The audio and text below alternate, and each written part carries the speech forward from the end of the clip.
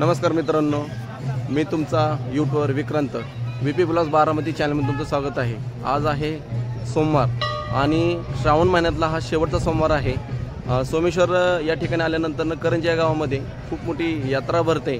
हे पाठीमागे बघत आहात हे सोमेश्वर मंदिर आहे। सोमेश्वर नगरमधलं करंजी गावामधलं मंदिर खूप सुंदर असं इथलं वातावरण। आज श्रावण महिन्यामध्ये तर खूप पंचकृषीमधले जे भाविक आहेत हे मोठ्या संख्येने इथं उपस्थित राहतात आणि इथं महादेवाचं दर्शन घेतात। हे सोरटी सोमनाथ गुजरातमधलं देवस्थान आहे, परंतु या ठिकाणी जी द्वापर युगामध्ये जी घडलेली घटना आहे ही तुम्हाला मी या VP ब्लॉग्स बारामती चॅनलच्या माध्यमातून तुम्हाला सांगणार आहे। त्याअगोदर मित्रांनो, इथलं जे परिसर आहे हे सर्व तुम्ही बघा। इथं जी गर्दी भरते हेही पहा। आतमधलं जे दर्शन आहे महादेवाचं स्वयंभू पिंडीचं दर्शन मी तुम्हाला देणार आहे। तर नक्की या मित्रांनो, या ठिकाणी श्रावण महिन्यामध्ये जो सोमवार आहे हा आणि महत्त्वाचं म्हणजे हा 5वा सोमवार आहे। या ठिकाणी भरपूर गर्दी। आज शिखर शिंगणापूर नाही म्हणा, कुठेही जिथं महादेवाचे आज पिंड आहे त्या ठिकाणी भरपूर गर्दी भरते। तर चला आपण जाऊया। ओम नमः शिवाय, ओम नमः शिवाय। धन्यवाद।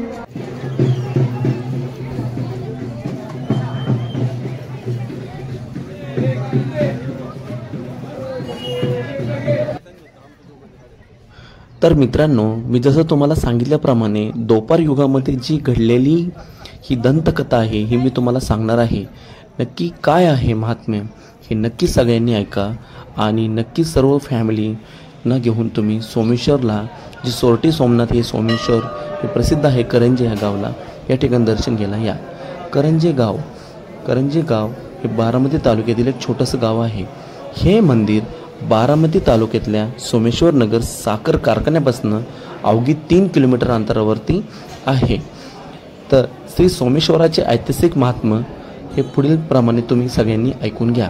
एकेकाळी करंजी नावाच्या गावी मालूबाई नावाची सासूरवाशीण घरी राहत होती। महादू गवळीच्या कुटुंबात राहत असलेली मालूबाई मूलबाळ नसल्याने सासू व ननंदेच्या जाचातून नित्यनियमाने पूजा अर्चा करीत असे।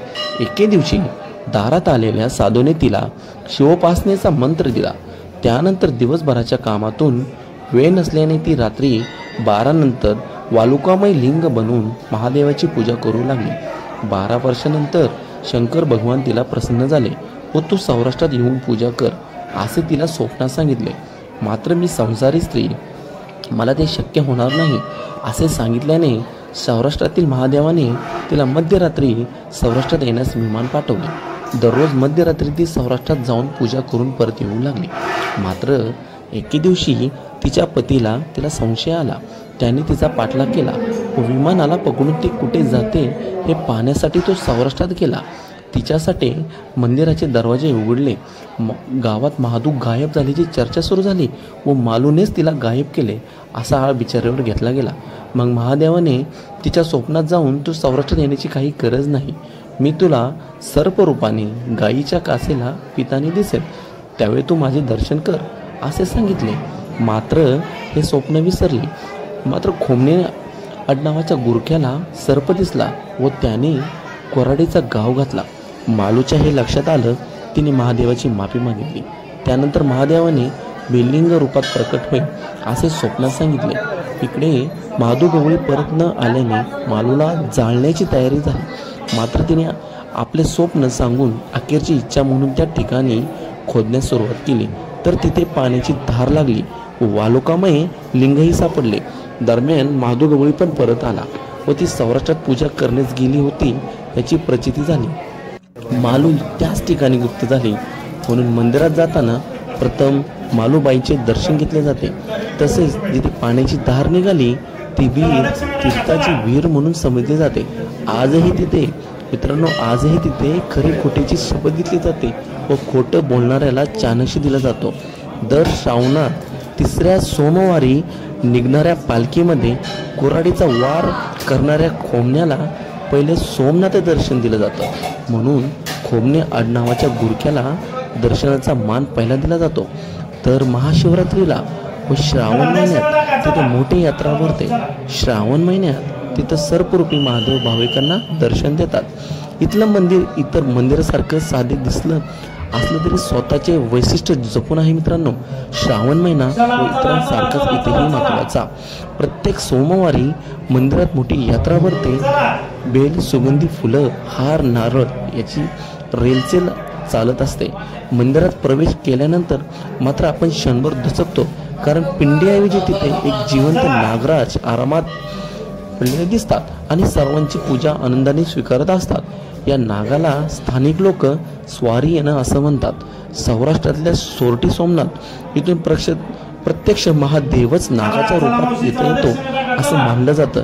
या नागाच्या डोक्यावर कोराडीनं गाव घातल्याची खूण आहे. तशीच खूप मंदिरात असलेल्या बाजूच्या शाळुंकेच्या डोक्यावरही आहे.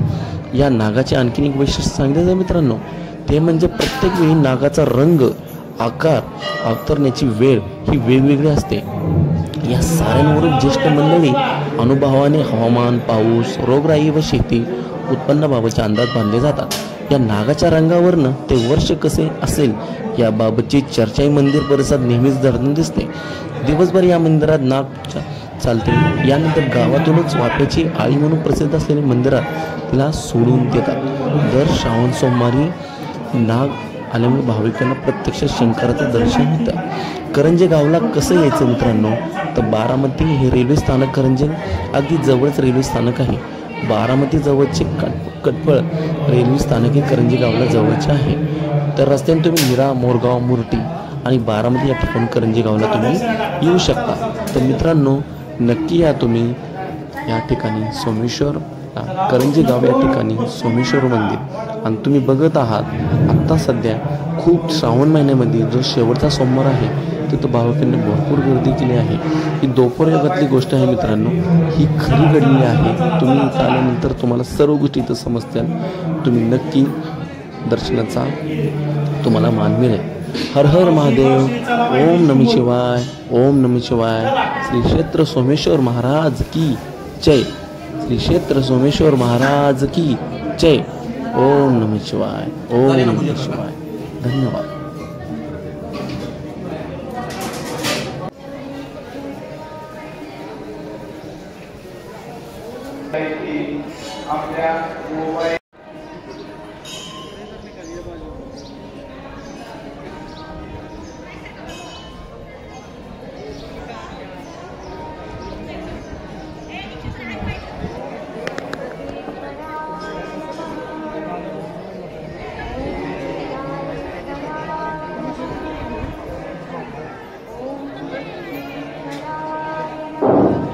धनाजी कुदरे या भाविकांकडून 51 रुपये देणगी मिळालेले आहे. धन्यवाद.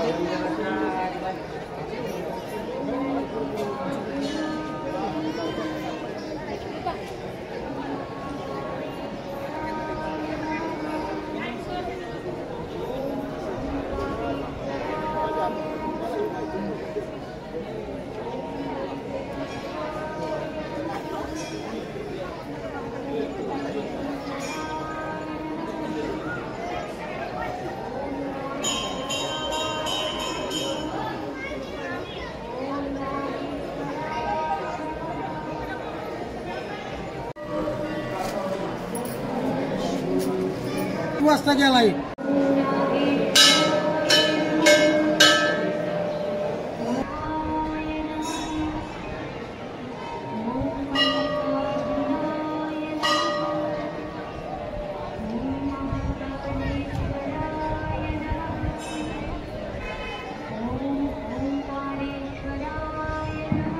दत्तात्रय शिवाजी जाधव या शिवभक्तांकडून 50 रुपये देणगी मिळाली. धन्यवाद. सोमेश्वर दर्शनासाठी आलेल्या सर्व सोमेश्वर भक्तांचं देवस्थान ट्रस्ट करंजेच्या वतीने सहर्ष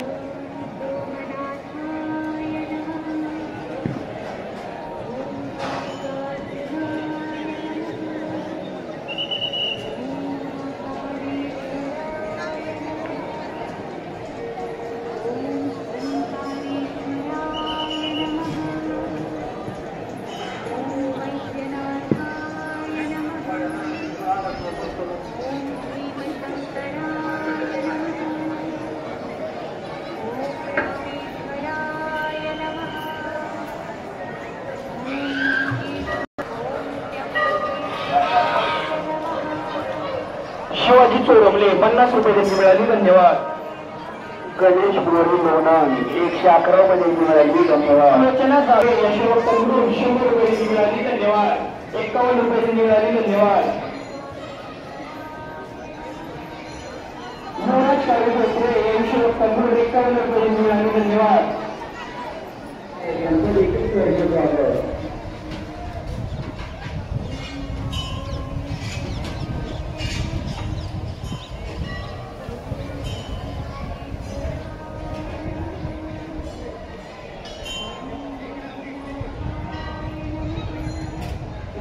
अयवली आशिष पाटील कल्याण या शिवभक्तांकडून 501 रुपये देणगी मिळाली. धन्यवाद.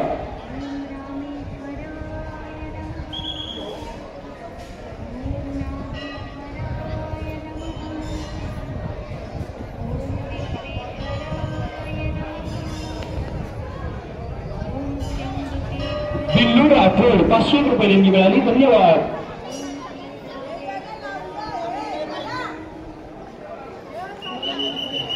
विजय बनसोडे 50 रुपये देणगी मिळाली. धन्यवाद. विलास वाघमोडे या शिवभक्तांकडून 101 रुपये देणगी मिळाली. धन्यवाद. शारदा सुषमा हनुमंत जाधव 20 रुपये देणगी मिळाली. धन्यवाद. कैलासवासी बाबूशेठ पाटील देणगी मिळाली. धन्यवाद. आयजी विक्रम खलाटे लाटे या सोमेश्वर भक्तांकडून 500 रुपये देणगी.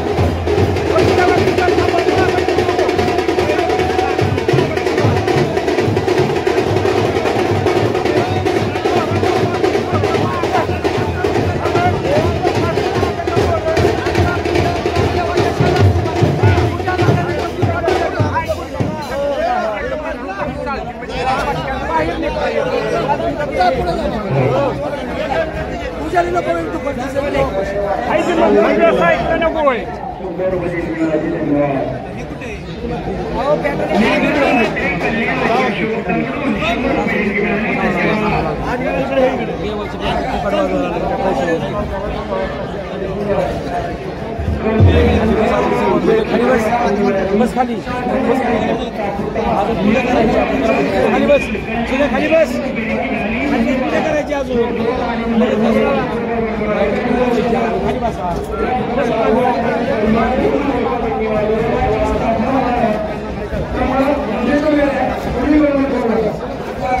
खाली बस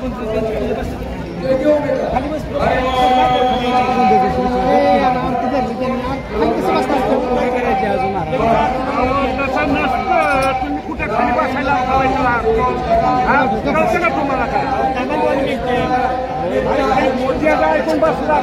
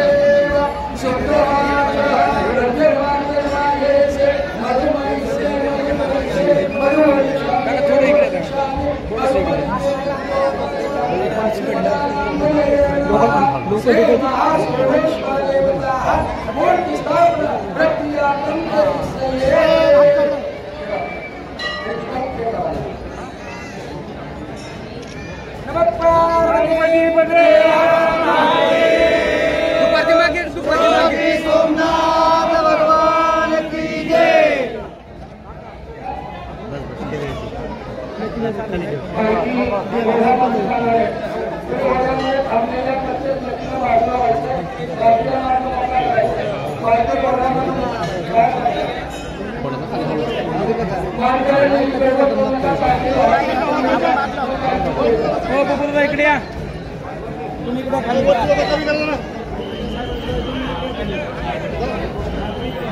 चला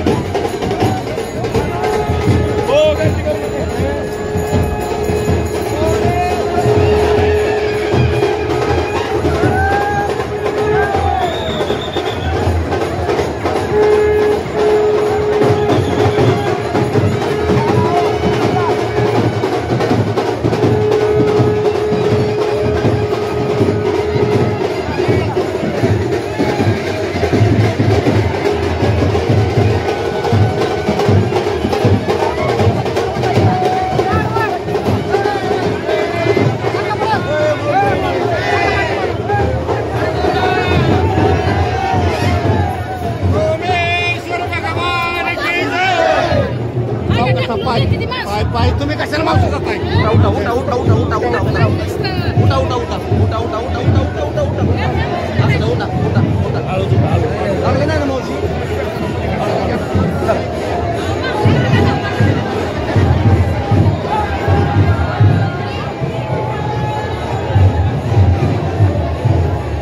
वर जायचं वर जायचं चला चला चला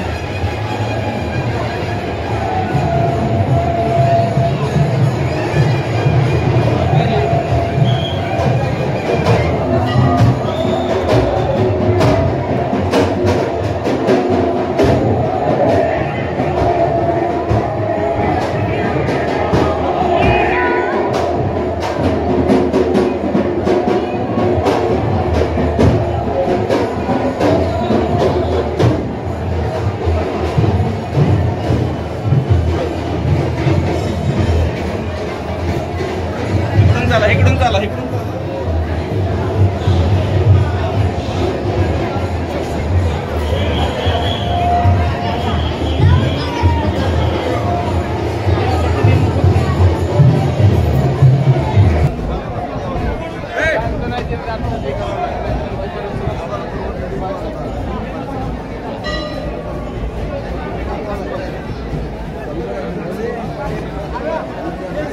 शुभम ए शुभम आधी प्रथम आधी प्रथम